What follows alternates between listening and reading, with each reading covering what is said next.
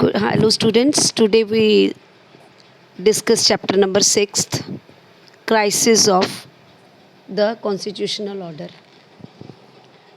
In Indian politics, the decade of 1970 has special significance because during this period, so many such incidents took place which had widely affected the Indian politics, particularly the democratic order.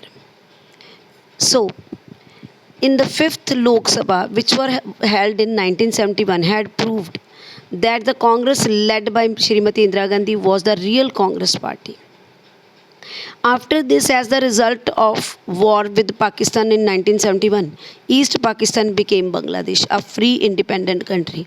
And in it, the role played by India was quite evident. So, during the decade, the Indian democracy had to face many challenges. The period witnessed tension between government, executive government, and judiciary.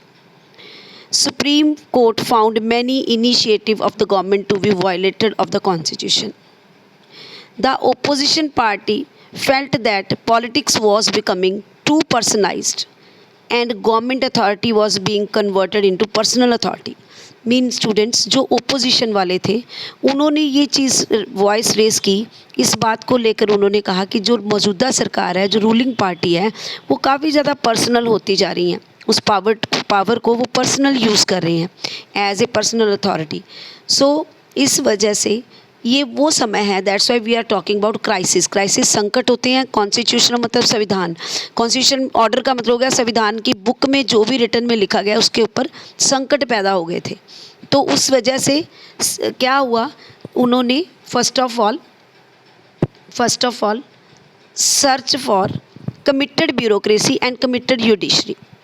जो civil services होती हैं, civil services और public services which common parallels are called bureaucracy. इन दोनों को हम bureaucracy बोलते हैं और they were known as the backbone of administration because whatever may be form of government the entire administration revolve around them. कोई भी सरकार बने, कुछ भी हो, पर ये ब्यूरोक्रेट्स होते हैं, इनका काम है सिर्फ अपनी सर्विस करना. वट एवर कोई भी आए, कोई भी जाए. So civil services will become still more important in democracy because political executive is immature and for running administration it completely depends on civil services. पूरी तरह से ये लोग सिविल सर्विसेज के ऊपर डिपेंड करते हैं. इसीलिए पॉल अप्लाईबी ने कहा था, he said that it is professional class of technically skilled person who are organized in hierarchical manner and serve the state in an impartial manner. Is that clear? So now we are talking about committed bureaucracy.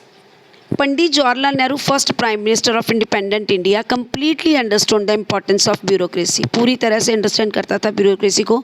And necessary arrangement were made in the constitution of maintain neutrality and independence. इन्होंने specially एक provision बनाया था constitution में कि जो bureaucrats हैं वो पूरी तरह से न्यूट्रल होने चाहिए और इंडिपेंडेंट होने चाहिए. मीन किसी भी सरकार कोई भी हो, चाहे अकाली सरकार है, चाहे कांग्रेस है इन स्टेट अब फॉर एग्जांपल, तो ये नहीं है कि अगर कांग्रेस है तो ब्यूरोक्रेट्स उनके हो जाएंगे, अगर वो चली गई तो उनके साथ ही हट जाएंगे. नो, कोई आए कोई जाए, they have to do the duty over there.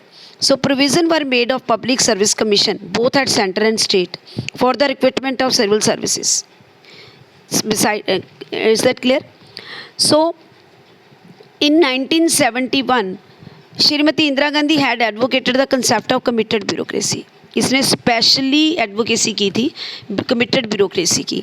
She had planned a programme for removal of poverty from the country and she was of the opinion that while remaining loyal of the ruling party and party leader, the bureaucracy should blindly play its role in the implementation of party program. Indira Gandhi का मानना था कि party जो भी programme बना रही है, जो ब्यूरोक्रेट्स हैं आंखें बंद करके वो सिर्फ और सिर्फ पार्टी के लीडर की बात को फॉलो करेंगे. They never think about that, never say no and all, they have to do work under that government. Is that clear? So While expressing his views regarding H.S. Adolph, has said, unlike Nehru ji, who believe in doctrine of neutrality of civil services, जैसे कि नेहरू चाहता था, believe करता था कि जो bureaucrats होते हैं वो न्यूट्रल होने चाहिए, वैसी इंदिरा गांधी नहीं थी. Mrs Indira Gandhi called for the committed service civil services. She said that कि ये लोग कमिटेड होने चाहिए जो भी सरकार चलती है उनके लिए. So now we are talking about committed judiciary. Committed judiciary with the purpose of implementation her socialistic agenda along with bureaucracy. Shrimati Indira Gandhi decide to make judiciary also committed. जिस तरह से उसने ब्यूरोक्रेसी को बोला कि वो सरकार के कमिटेड होने चाहिए, वैसे उसने ये भी बात की कि जो कोर्ट कचहरीज होते हैं, लॉ एंड ऑर्डर है, वो भी गवर्नमेंट के कमिटेड होने चाहिए. So she was of the opinion that judiciary was becoming obstacle in the way of implementation of her socialist and poverty remove programme.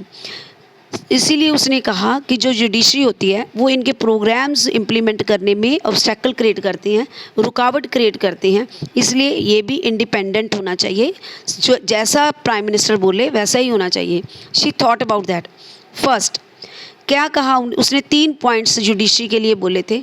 What she said, first, can parliament amend fundamental right. क्या parliament amendment right जो है fundamental right है उसमें amendment कर सकती है.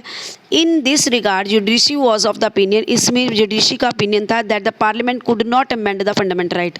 They said कि नहीं, पार्लियामेंट एंड फंडामेंटल राइट को अमेंड नहीं कर सकती, शोध नहीं कर सकती. Supreme court had taken this position. उन्होंने कहा कि ये सुप्रीम कोर्ट की पोजीशन होती है, वो अमेंडमेंट कर सकते हैं. While delivering the judgment of Golaknath, जब पंजाब और गोलकनाथ के बीच में कोई प्रॉब्लम क्रिएट हुई थी, केस हुआ था in 1967, at that time judgment किसकी थी, कोर्ट की. ध्यान रख. Second, can parliament amend right to property. फिर उसने कहा कि क्या पार्लियामेंट प्रॉपर्टी को में शोध कर सकती है. On this issue again supreme court had adopted negative attitude. फिर उन्होंने कहा कि नहीं, only judiciary have right to private and public properties right, any changes over there. So this is also hindrance for the government. Third, can the parliament by amending the constitution give supremacy to some directive principle and state policy over the fundamental right? क्या parliament कुछ directive principles को या state policies को ज़्यादा right they सकती है instead of fundamental. But on this issue again supreme court had said provided supremacy of fundamental right over the directive principle. बल्कि इन्होंने कहा कि नहीं, डायरेक्टिव प्रिंसिपल के ऊपर फंडामेंटल राइट्स की सुपरमेसी ज़्यादा है. So they rejected this opinion also. So because of the above written hindrance, ये सारी रुकावटों की वजह से ही Shrimati Indira Gandhi feel that started activity to make judiciary committed. इसी वजह से उसने ये प्रोग्राम स्टार्टेड किया कि judiciary should be committed to the government.